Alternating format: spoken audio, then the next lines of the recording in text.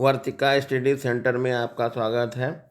आज के सेशन में पहला क्वेश्चन है, दिए गए चित्र में बिंदु सी पर चुंबकीय क्षेत्र का मान बताइए। तो देखिए यहाँ पर ये चित्र दिया हुआ है, ए और बी, इसमें 2 एम्पियर करंट जा रहा है। बिंदु यहाँ पर सी है जिसकी दूरी ए बी से 2.73 सेंटीमीटर है।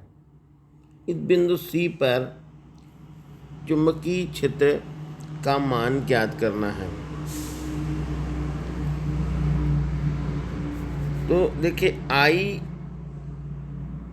का मान है 2 एम्पियर, आर है 2.73 सेंटीमीटर, इसको मीटर में कन्वर्ट कर लिया है, 2.73 इंटू 10⁻⁻² मीटर। एंगल देखिए यहाँ पर ये वाला 30 दिया हुआ है, नीचे एंगल 60 दिया हुआ है। तो एक एंगल को φ1 बोल देंगे और दूसरे वाले एंगल को φ2 बोल देंगे। अब ये फार्मूला देखिए बनता है, परिमित लंबाई के धारावाही चालक के कारण उत्पन्न चुंबकीय क्षेत्र B = μ0/4πI/r ब्रैकेट में sin φ1 प्लस sin φ2। यहाँ मान डाल देंगे। μ0/4π का मान होता है 10⁻⁻⁷। I का मान 2 एम्पियर दिया हुआ है और R का मान 2.73 इंटू 10⁻⁻² है, ये लिख देंगे। और φ1 का मान 60 लिख दिया है और φ2 का मान 30 लिख दिया है। अगले स्टेप में B =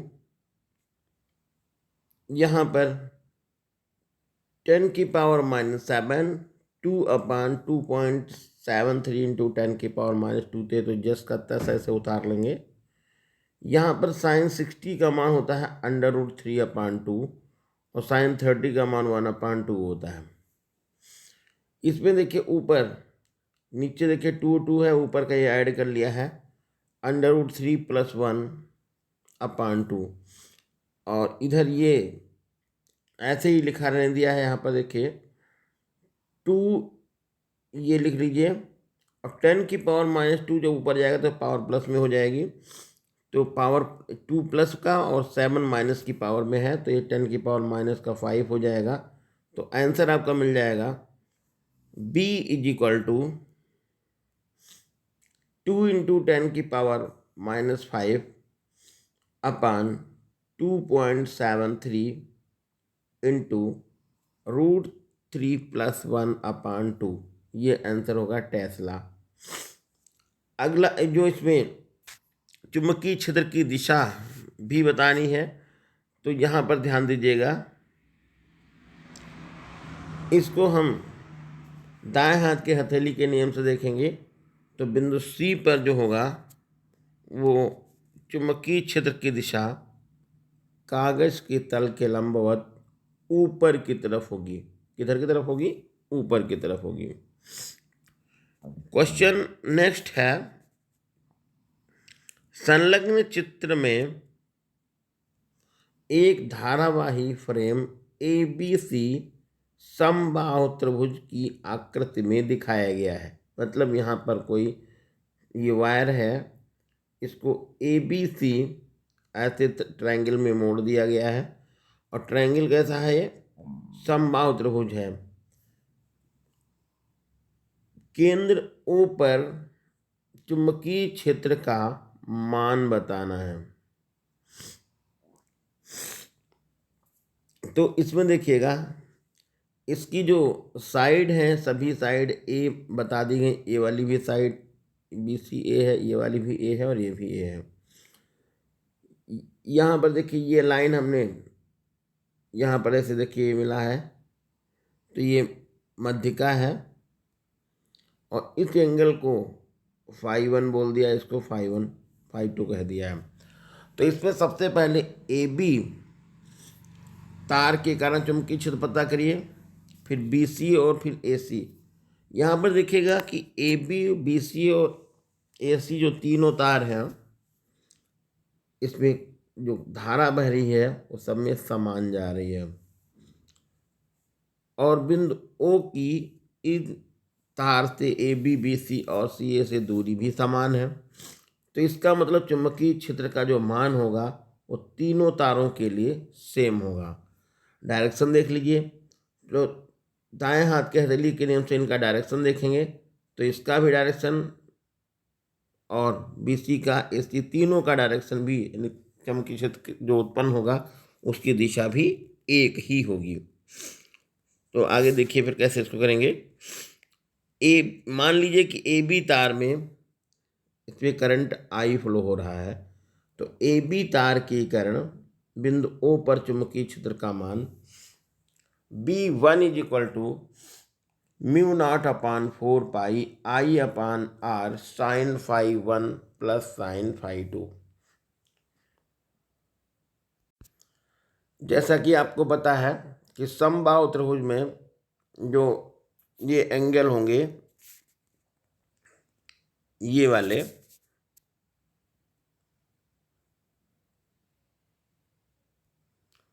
ये ए कोण, बी कोण और सी कोण, तीनों कोण 60 और 60 और 60 के होंगे, यानी 60-60 अंश के होंगे। यहाँ पर ये देखिए ऐसे ये मध्यिका मिलाई गई है। तो मध्यिका मिलाने का मतलब, मध्यिका जब मिलाएंगे तो ये जो एंगल बनेगा, एंगल ई जो बनेगा 90 डिग्री का होगा, क्योंकि ये इसको इस पर लंब होगी। मध्यिका जो होगी वो बी सी पर लंब होगी। तो ये कोण 90 अंश का वो निकल गया, ठीक है। और जब ये मध्यिका है तो ये एंगल आधा होगा, ये वाला भी आधा कोण होगा। इधर से भी देख लें तो ये वाला कोण भी आपका आधा, यानी 60 का आधा होगा 30, ये वाला भी 30 होगा। तो इस तरह से यदि यहाँ पर हम बात करें ट्रायंगल ए बी ओ में, तो ये वाला एंगल 30 अंश का होगा और ये वाला एंगल भी 30 अंश का हो जाएगा। और ये दोनों कोण भी आपस में कैसे होंगे, बराबर होंगे। तो देखिएगा पूरा जो ट्रायंगल है ये 30-30 इधर से निकल जाएगा, तो यानी 60 ये कोण इधर हो गए, दोनों का जोड़। 180 में से 60 हम लेस कर देंगे तो 120 बचेगा, और 120 जो यानी कि है उसको ये वाली लाइन है ये भी बाइसेक्ट करेगी, नहीं बराबर बराबर भागों में डिवाइड करेगी। तो φ1 की वैल्यू 60 होगी और φ2 की वैल्यू भी 60 हो जाएगी। बस यहाँ पर ये ध्यान रखना था। तो ये φ1 और φ2 की वैल्यू देखिए, यहाँ पर हमने 60 और 60 लिख दी। कैसे 60 और 60 हो गया ये आपको पता चल गया है। अब यहाँ पर देखिए आर और मालूम करना है। इस बिंदु की ओ की ए बी सी दूरी जो है आर, जिसको ओ ई नाम दिया गया है, ये आपको और निकालना है। जबकि देखिए ये तीनों जो लाइनें हैं, ये वाली लाइन, ये लाइन और ये लाइन, ये तीनों आपस में बराबर होंगी। तो ये ओ ई को पता कर लिया जाए तो ये वाली भी लाइन पता चल जाएगी, इसका भी मान पता चल जाएगा। तो यहाँ पर हम देखेंगे ट्रायंगल ओ बी ई में, ट्रायंगल ओ बी ई में फिर से देख लीजिएगा, ट्रायंगल ओ, ये वाला ओ बी ई में, यानी ये ओ बी ई में, इस ट्रायंगल में। तो ये एंगल 30 है और ये ए बी की अर्धक आधा यानी मिड पॉइंट ई है। तो यहाँ पर यदि हम कहें तो बी ई की वैल्यू हो जाएगी a/2। तो ये कोण पता है, ये लाइन पता, हमको ये निकालना है ओ ई। तो यहाँ पर लिख देंगे tan 30, यानी यहाँ पर tan 30 हो जाएगा is equal to O E upon B E. tan 30 की वैल्यू 1/√3 होती है, यहाँ पर r लिख दिया गया है और ये हो जाएगा a/2। तो r का जो मान है वो a के रूप में निकल जाएगा।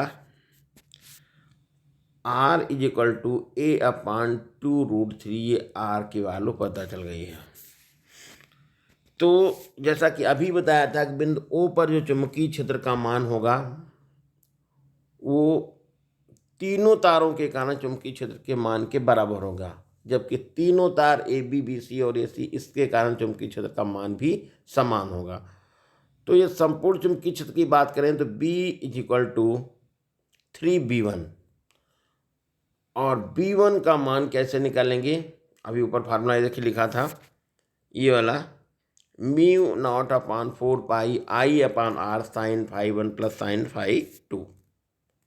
तो टोटल यहाँ पर B निकालने के लिए क्या करेंगे, ये 3 लिख देंगे और B1 का ये पूरा मान लिख जाएंगे, μ0/4πI इंटू 2√3 ये R का मान दिया हुआ है, A/2√3 था ना, तो A/2√3 ये मान लिख दिया गया है। sin φ1 और sin φ2 का मान 60 और 60 लिख दिया गया है। B is equal to 3 μ0/4πI/A और 2√3 ये लिख दिया, sin 60 और sin 60 का जो मान है √3/2 ये लिख दिया गया है।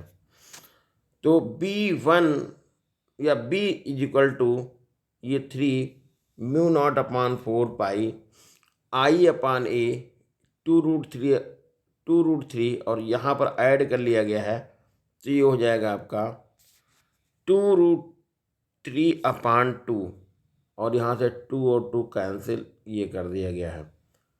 √3 और √3 का मल्टीप्लाई 3 आएगा और 3 का 3 से मल्टीप्लाई करेंगे तो 9 हो जाएगा।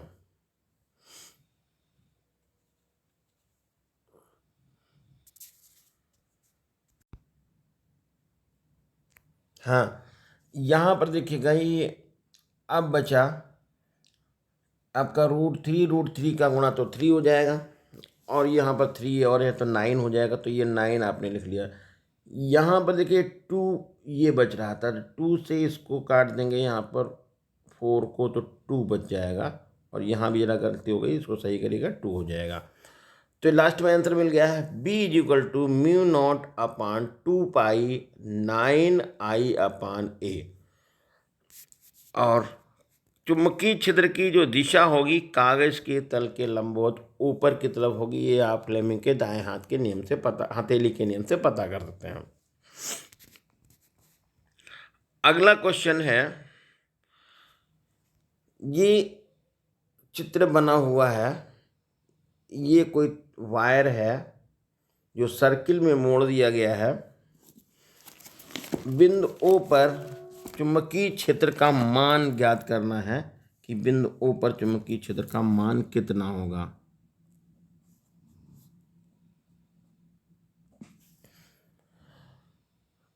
यहाँ पर देखिए इसमें I1 करंट इधर दिखा दिया गया है, इधर I2 करंट दिखा दिया गया है, ADB इसको नाम दिया गया, इसको ACB नाम दिया गया है, इसमें एक सेल लगाया गया है।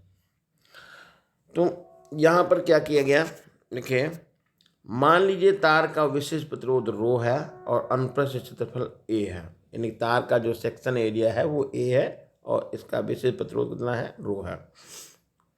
और यहाँ पर देखिए ये दोनों जो तार हैं,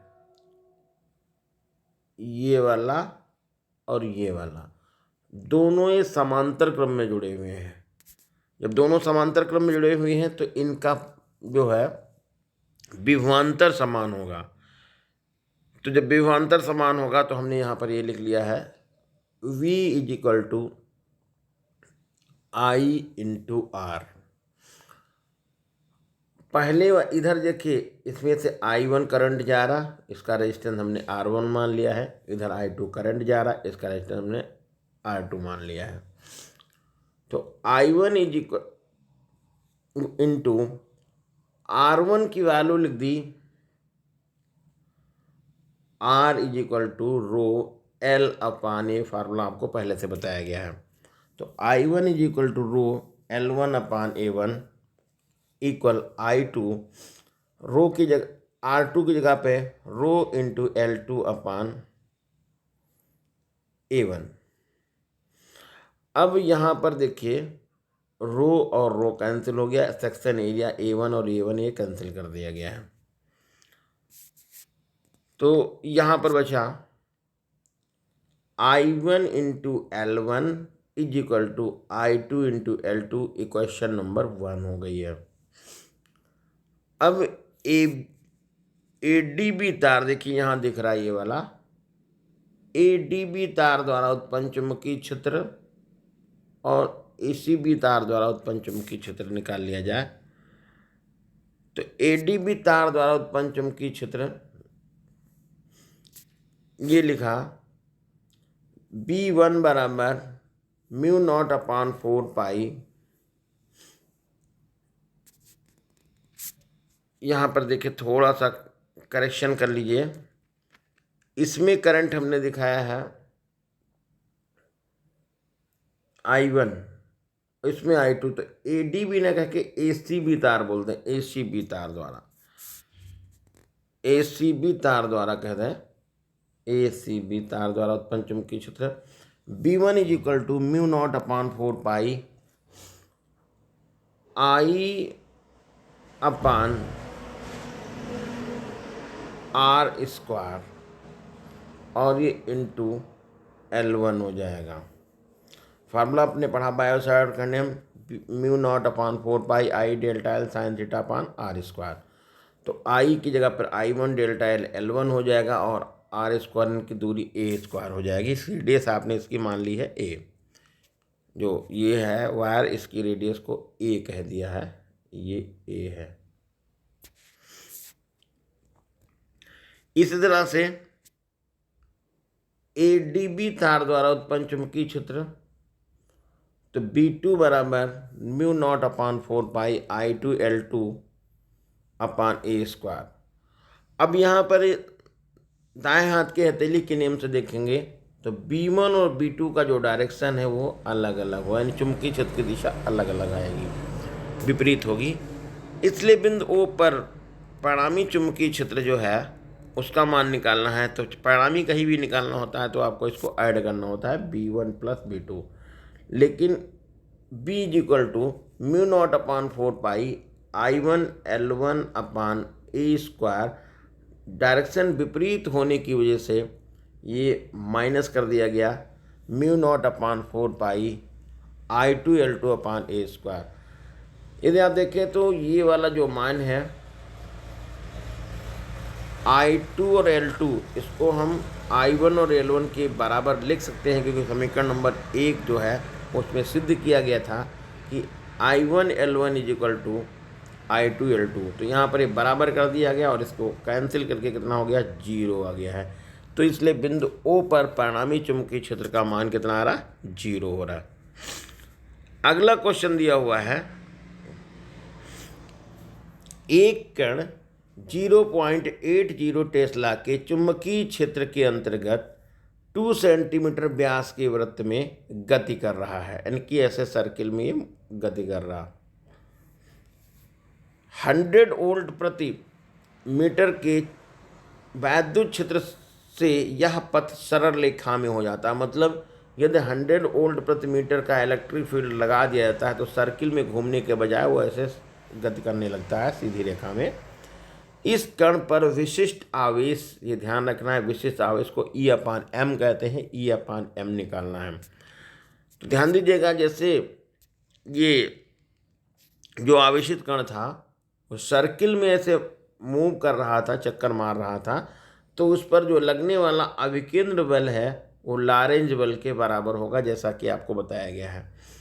अब केंद्र बल का फार्मूला होता है mv स्क्वायर अपान r और लॉरेंज बल होता है qvb साइन थीटा। यहाँ पर 90 डिग्री का है क्योंकि सर्किल में घूम रहा, तो ये साइन थीटा हटा दिया जाएगा क्योंकि साइन 90 का मान 1 होता है। यहाँ पर v से स्क्वायर कट गया है तो ये आपको q अपान m ऐसे माइनस कर लिया, इसको q इधर था, m इसके नीचे चलेगा, तो ये v अपान r इंटू b बचा और ये इक्वेशन नंबर हमने फर्स्ट लिख दिया है।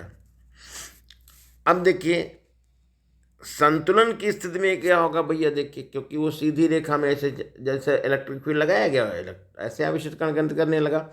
इसका मतलब वैद्युत बल और चुंबकीय बल दोनों आपस में क्या हो गए, बराबर हो गए, तभी तो भाई वो सर्किल में चक्कर नहीं लगा रहा था, सीधा जा रहा था। तो संतुलन की स्थिति में ये हमने लिख लिया है, वैद्युत बल को चुंबकीय बल के बराबर कर दिया गया है। इलेक्ट्रॉन था, उसका चार्ज हमने यहाँ पर क्यू दिखाया है, तो क्यू और क्यू कैंसिल कर दिया गया है। ई की वैल्यू निकल गई है वी और पी के बराबर।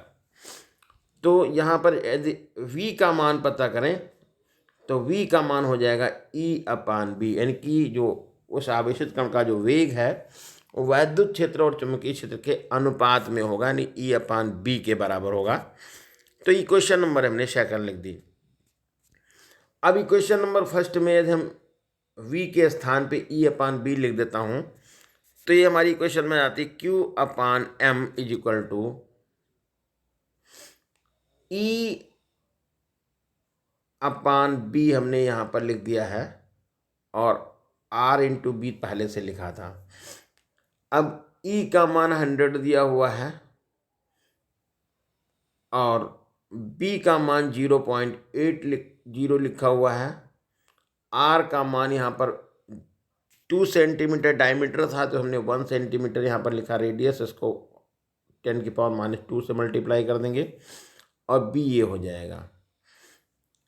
तो फिर से एक बार चेक कर लीजिएगा, इलेक्ट्रिक फील्ड 1000 है, हमने यहाँ पर 1000 लिख दिया है, और बी की वैल्यू 0.80 है, तो 2 बार आपने लिख लिया 0.80 0.80, और आर की जगह पे 1.1 इंटू 10⁻⁻² है। यहाँ पर देखिए पॉइंट हटा के ऊपर 100 कर दिया गया है, यहाँ भी पॉइंट हटा के ऊपर 100 कर दिया गया है। ये वाला 0 हटा के 100 यहाँ से कैंसिल आउट कर दिया गया है। तो अब यहाँ पर Q अपान बी एम बचा, Q अपान एम। ऊपर देखिए ये है आपका 101 लिख लिया है, और 8 और 8 का मल्टीप्लाई 64 लिख दिया है। ये 100 बचा, और यहाँ पर 10⁻⁻² था, ऊपर गया प्लस में हो गया, तो 10⁻⁴ लिख दिया गया है। तो 100 अपान 64 इंटू 10⁴ ये आंसर मिला है। 100 को 64 से डिवाइड कर दिया गया, तो आपका मिल गया है 1.6 इंटू 10⁻⁴ कूलाम प्रति किलोग्राम। ये था आपका आंसर। क्वेश्चन नेक्स्ट है, एक इलेक्ट्रॉन धारा में इलेक्ट्रॉन का वेग 2.0 इंटू 10⁻⁷ मीटर प्रति सेकेंड है। इलेक्ट्रॉन 1.6 इंटू 10⁻³ वोल्ट प्रति मीटर के स्थिर वैद्युत क्षेत्र के लंबवत दिशा में 10 सेंटीमीटर चलने पर 3.4 सेंटीमीटर विक्षेपित हो जाता है। इलेक्ट्रॉन के लिए ई अपान एम का मान बताइए। देखिए ध्यान दीजिएगा, जैसा कि आपको पता है, यदि कोई आवेशित कण वैद्युत क्षेत्र में गति करता है तो उसका पथ परवलयाकार हो जाता है। तो यहाँ पर देखिए, जैसे ये इलेक्ट्रिक फील्ड है, ये मान लीजिए इलेक्ट्रिक फील्ड है ऐसे, इसमें ये आवेशित कण यानी कि इलेक्ट्रॉन से गति करना शुरू किया इसने। तो ये कह रहे हैं कि जब 10 सेंटीमीटर चलता है, ऐसे 10 सेंटीमीटर मान लीजिए गया, तो ये सीधा ना जाके बल्कि ये थोड़ा सा ऐसे विक्षेपित हो जाता है। ज़रा फिर से ध्यान दीजिएगा, जैसे ये ऐसे इसको जाना चाहिए था, लेकिन ऐसे नहीं गया, बल्कि ये यहाँ पर ऐसे निकल गया, और ये दूरी हो गई कितनी, 3.4 से mm है। तो ई अपान एम की वैल्यू बतानी है। ध्यान दीजिएगा, यहाँ पर हम जो दिया है उसको आप पहले ट्रेस करें। ये है v is equal to 2 into 10⁻⁻7 metre प्रति सेकंड। इलेक्ट्रिक फील्ड दिया हुआ है 1.6 इंटू 10⁻³ वोल्ट प्रति मीटर। कितनी दूरी ये चल रहा है, वो x is equal to 10 centimetre, 10 into 10⁻⁻² metre हो जाएगा। ये विक्षेपित कितना हो गया है, y इसको लिखा जाएगा y is equal to 3.4 mm, इसको हम मीटर में कन्वर्ट करेंगे 3.4 इंटू 10⁻³ मीटर। ये फार्मूला होता है यदि कोई आवेशित कण वैद्युत क्षेत्र में गति करता है और वह विक्षेपित होता है तो उसका फार्मूला होता है y is equal to 1/2 E into capital E upon M x upon V का होल ऑफ स्क्वायर। ये फार्मूला है, फिर से थोड़ा ध्यान देखिएगा। y is equal to 1/2 E small E into capital E upon M into x upon V का whole of square. इसका क्रॉस गुणा कर लिया गया है क्योंकि E अपान M की वैल्यू निकालनी है, E अपान M ये वाला मान, तो क्रॉस गुणा किया तो y ये हो गया। ये जब x अपान v का होल ऑफ स्क्वायर इस साइड जाएगा तो ये पलट जाएगा, तो v अपान x का होल ऑफ स्क्वायर हो जाएगा। 1/2 लिखा रहने दीजिएगा, E अपान m ये वाला हो जाएगा और इलेक्ट्रिक फील्ड E ये लिख दिया जाएगा। तो E अपान m निकालना है तो ये 2 कहाँ चला जाएगा, फिर इधर ऊपर चला जाएगा और E आ जाएगा नीचे। तो ये आपको पता चल गया E upon m is equal to 2y v square upon x square into E। अब यहाँ पर बारी बारी से सब मान डाल देंगे। ये देखिए यहाँ पर 2 लिख दिया गया है, y की जगह पे 3.4 इंटू 10⁻³ लिखा गया है। v का मान 2 इंटू 10⁻7 था तो आपने 4 इंटू 10⁻14 लिख दिया, वर्क कर दिया है। x की वैल्यू ये आपकी दी थी, इसको आपने 100 इंटू 10⁻4 लिख लिया था, 10 सेंटीमीटर था। और यहाँ पर ये इलेक्ट्रिक फील्ड है 1.6 इंटू 10⁻3।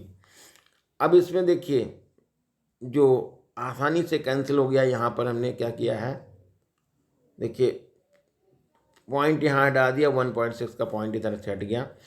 2 से इसको डिवाइड कर दिया गया है, तो 2 से डिवाइड करने पर यहाँ पर देखिए 17 आ जाएगा, यहाँ पर आपका 8 हो जाएगा। 4 से इसको डिवाइड कर दिया है तो यहाँ पर 2 हो जाएगा और 2 से यहाँ पर 2 कैंसिल कर दिया है। तो ऊपर देखिए आपके पास 17 ये बच रहा और कोई डिजिट ऊपर नहीं बच रही, ये पावर बच रही 10⁻³ है, 10⁻14 है। ये आपका 10⁻³ हो गया, 10⁻14 ये लिख लिया गया है। 100 में से 10⁻4 ये जब इसको हल करेंगे तो 10⁻2 बचेगा और यहाँ पर 10⁻³ है तो 10⁻³ ऊपर चला जाएगा, जब नेगेटिव में पहुँच जाएगा। तो अब आपके पास पावर कितनी बची, 17 तो यहाँ पर लिख लिया, उससे कोई मतलब नहीं है। ये आपका 14 ये और ये 2 ये 16 तो ये निकल हो गया और इसमें से -3 और -3 ये ऐड कर लेंगे तो -6 लेस कर देंगे, तो 16 में से -6 लेस करेंगे तो 10 आंसर मिल जाएगा। तो 17 इंटू 10⁻10 आ जाएगा, इसमें यहाँ पर पॉइंट लगा दिया गया है, तो 1.7 इंटू 10⁻11 न्यूटन प्रति कूलाम ये आपका आंसर हो गया है। तो इस तरह से ये हमने 5 न्यूमेरिकल आपको बता दिए हैं, इनको आप दोबारा रिपीट करिएगा। धन्यवाद।